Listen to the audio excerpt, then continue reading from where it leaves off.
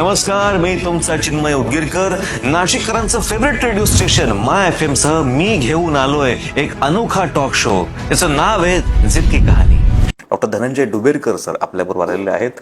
9 pulse हॉस्पिटलचे संस्थापक आणि संचालक ते आहेत आणि त्या अनुषंगाने नाशिकमध्ये ते अनेक वर्ष कार्यरत आहेत. सर, तुमचा प्रवास आम्हाला जाणून घ्यायचा आहे. जिद्दीने तुमचं डॉक्टर होणं, पण त्याआधी तुमचं बॅकग्राऊंड काय होतं, शिक्षण कसं झालं, नाशिक कसं निवडलं गेलं आणि 9 पल्सची स्थापना कशी झाली? नमस्कार. मी नाशिकमध्येच माझा जन्म झाला होता. 12वी पर्यंत माझं शिक्षण सगळं NDMBP मेडिकल कॉलेजपर्यंत तिथेच झालेलं आहे. वा. आणि मी MBBS करत असताना फायनल इयरला मला ॲक्च्युली जेव्हा एक्झाम गोईंग होतो त्यावेळेस मला फेशियल पॅरालिसिस झालं होतं राईट साईडला. बेल्स पाल्सी म्हणतात त्याला. आणि मग ते जस्ट एक्झामच्या अगोदर होतं. तर अशी सिच्युएशन आली होती की I will not give exam because I wanted to focus on Bell's palsy. पण मग माझ्या मित्रांनी मला कन्व्हिन्स केलं आणि मी एक्झाम दिली आणि fortunately I was the topper in Nashik medical college that year. आणि त्यावेळेस मी डिसाईड केलं होतं की मी न्यूरोलॉजिस्ट होणार. कारण की ज्या आजाराबद्दल मला आणि माझी रिकव्हरी जी आहे ती 3 महिने काहीच नव्हती झालेली. So I had to struggle a lot. मला अजूनही त्याचं रेसिड्युअल आहे राईट साईडला फेशियल विकनेसमुळे. पण मग त्याच दिवशी मी डिसिजन घेतलं होतं की मी न्यूरोलॉजिस्ट होणार. आणि मग तेव्हापासून माझा प्रवास सुरू झाला.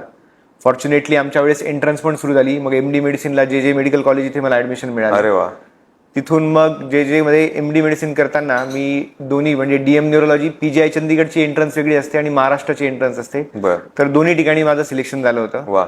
पण मग PGI ही बेटर इन्स्टिट्यूट असल्यामुळे मी PGI मध्ये ऍडमिशन घेतलं. आणि त्याच्यानंतर जेव्हा मी DM न्यूरोलॉजी करत होतो की माझं स्वप्न होतं की मी तिथेच राहून गव्हर्नमेंटमध्ये पेशंटची सर्व्हिस सेवा करावी. पण काही गोष्टींमुळे काय झालं की तिथे सीट्स अवेलेबल नव्हत्या त्यावेळेस. त्यामुळे मग मी पहिले 6 महिने गोव्यामध्ये होतो. गोवा इथे काम केलं, मी कार्यरत होतो. त्याच्यानंतर मग ठरवलं की नाही, आपल्याला नाशिकला परत यायचं, कारण की आपलं जन्मस्थळ तेच आहे आणि तिथेच आपण लोकांची सेवा करूया. सो त्यानंतर मग मी नाशिकमध्ये आलो आणि नाशिकमध्ये मी सुरुवातीला साधारणतः 10 वर्ष मी वोखाड हॉस्पिटलमध्ये काम केलं. आणि त्यानंतर सह्याद्री हॉस्पिटलला होतो. जेव्हा आपण एका ठिकाणी काम करतो त्यावेळेस एक गोष्ट रिअलाइज होते की काही गोष्टी आपल्याला तिथे करता येत नाही, कारण की तिथे आपला मालकी हक्क नसतो. बरोबर. आणि मग ते करत असतानाच आम्ही 9 पल्सचे 9 डायरेक्टर आम्ही सर्व तिथे डिसाईड केलं होतं की आपण एक स्वतःचं हॉस्पिटल टाकायचं. आणि आम्ही साधारणतः 5 वर्ष दर महिन्याला कॉन्ट्रीब्युशन करून आम्ही हे सगळं मग 9 पल्स हॉस्पिटलची स्थापना केली. 2016 मध्ये आम्ही जमीन खरेदी केली होती आणि त्याच्यानंतर आम्हाला 4 वर्ष लागले की आम्ही त्याच्यानंतर जे काही आमचे किटी जमा झाली होती त्याच्यानंतर मग आम्ही हॉस्पिटल चालू केलं. आणि 2022 मध्ये आम्ही त्याचं इनॉग्युरेशन केलं. आणि देवाच्या कृपेने सगळ्यांच्या शुभेच्छा आमच्या बरोबर असल्यामुळे आज अशी परिस्थिती की आमच्याकडे बेड अवेलेबलच नसतात. At any given point of time we do not have. आणि आम्ही आता एक्सपान्शनच्या फेजमध्ये आहोत. एक्झॅक्टली. आणि मेन म्हणजे या सगळ्या गोष्टीत माझ्या आई वडिलांची खूप मेहनत आहे. दोघंही वर्किंग होते. आणि एकेकाळी अशी सिच्युएशन होती की माझं जेव्हा MBBS ला ऍडमिशन झालं त्यावेळेस पेमेंट सीट कदाचित घ्यावी लागेल असं आलं होतं.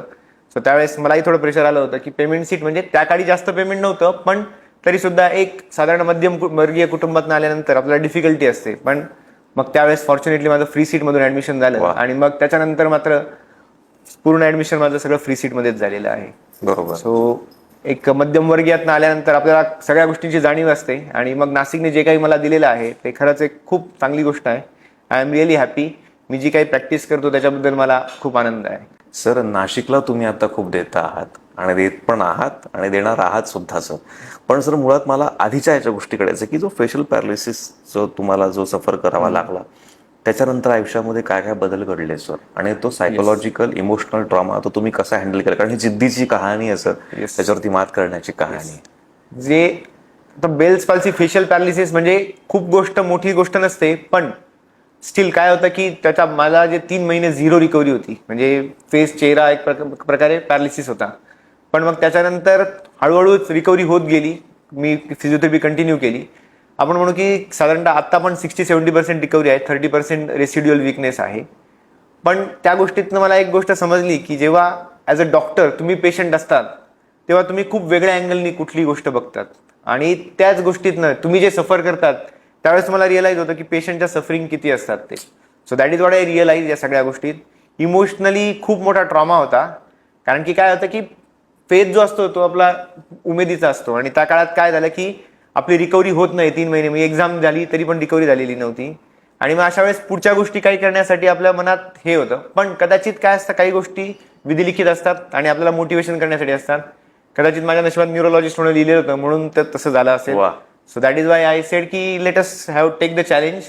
आणि माझ्या आयुष्यात जर सगळ्यात चांगली काही गोष्ट झाली असेल तर ते मी म्हणेल की मी न्यूरोलॉजिस्ट झालो, ही सगळ्यात चांगली गोष्ट आहे. I am really proud of it. आणि मी जी काही प्रॅक्टिस करतो ती मी त्या ठिकाणी आहे आणि प्रत्येक पेशंटला मी स्वतः असताना काय ट्रीटमेंट घेईल हे विचार करून मी ती ट्रीटमेंट देत असतो. सर आता 9 पल्स कडे आपण वळूया. नाव पण युनिक आहे. आणि या 9 पल्स हॉस्पिटलमध्ये कुठकुठल्या ब्रँचेस आहेत, कुठल्या कुठल्या अद्ययावत ट्रीटमेंट तिथे केल्या जातात, आणि मुंबई पुण्याच्या तुलनेमध्ये तुम्ही 9 पल्स स्वतः काय किती रेटिंग देता आहात, आणि नाशिककरांना 9 पल्स बद्दल तुम्ही अजून काय अपील कराल? 9 पल्स हॉस्पिटल इज म्हणजे तिथे ज्या सुविधा आहेत या एनी कॉर्पोरेट हॉस्पिटल सारख्या सुविधा आहे. आमच्याकडे कॅथ लॅब आहे, आमच्याकडे सिटी स्कॅन मशीन आहे, आमच्याकडे हाय एंड एंडोस्कोपी आहे, जवळजवळ 30 बेडेड ICU आहे, आणि आमच्या हॉस्पिटलची कॅपॅसिटी 100 बेडची आहे, 100 bedded. In terms of neurology department मी सांगेल की आमच्याकडे थ्रोम्बोलिसिस, स्ट्रोक थ्रोम्बोलिसिस म्हणजे पॅरालिसिस झालेल्या पेशंटला जसं हार्ट अटॅक आल्यावर आपण पहिल्या काही तासात इंजेक्शन देऊ शकतो, तर थ्रोम्बोलिसिस. आणि दुसरं त्याच्यात ऍडव्हान्स ट्रीटमेंट म्हणजे मेकॅनिकल थ्रोम्बेक्टॉमी. म्हणजे काय की आपण प्लास्टिक हार्ट अटॅक आल्या प्रायमरी अँजिओप्लास्टी म्हणतो, तशीच ब्रेनच्या बाबतीत पण अँजिओप्लास्टी होते. हे बऱ्याच कमी लोकांना माहिती आहे. पण त्याच्यासाठी वेळ जो असतो तो पहिले 6 तास असतो. सो ती सुद्धा आमच्या 9 पल्स हॉस्पिटलला होते. आणि गेल्या वर्षात आम्ही साधारणतः 3 ते 5 पेशंटची अँजिओप्लास्टी प्रायमरी म्हणजे ब्रेनची केलेली आहे विथ गुड रिझल्ट्स. सो अद्ययावत आपण तुम्ही म्हणाल की मुंबई पुण्यात जी ट्रीटमेंट अवेलेबल आहे ती सर्व ट्रीटमेंट आम्ही 9 पल्स हॉस्पिटलला देऊ शकतो. मुंबई पुण्याच्या तुलनेमध्ये अफोर्डेबिलिटी इज डेफिनेटली आपण म्हणू की मुंबई पुण्यापेक्षा 30-40% कमी खर्चात we are giving equal facility. वा.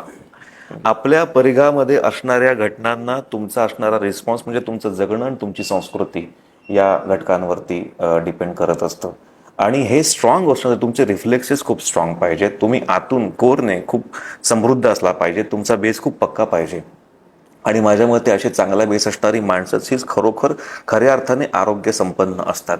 आणि असेच नाशिकचं आरोग्य संपन्न करणारे पण स्वतः सगळ्यात उत्तम पद्धतीने आरोग्य वैचारिकदृष्ट्या सांस्कृतिकदृष्ट्या संपन्न असणारे डॉक्टर धनंजय डुबेरकर सर आपल्याकडे आले. त्यांनी इतक्या छान पद्धतीने त्यांचा प्रवास उलगडून दाखवला आणि खूप छान पद्धतीने आपल्याला प्रबोधन पण दिलेलं आहे उत्तम आरोग्याबद्दलचं. 9 पल्स हॉस्पिटल माध्यमातून ते काम करतातच आहेत, नाशिककरांना ते सुदृढ करतातच आहेत. सर तुमचा हा प्रवास असाच उत्तम होणार आहे आणि तुम्हाला तुमच्या सगळ्या पुढच्या कार्यासाठी खूप खूप शुभेच्छा. थँक्यू सो मच इथे आल्याबद्दल. Thank you very much. Thank you. Hospitality partner Radisson blue hotel and spa Nashik.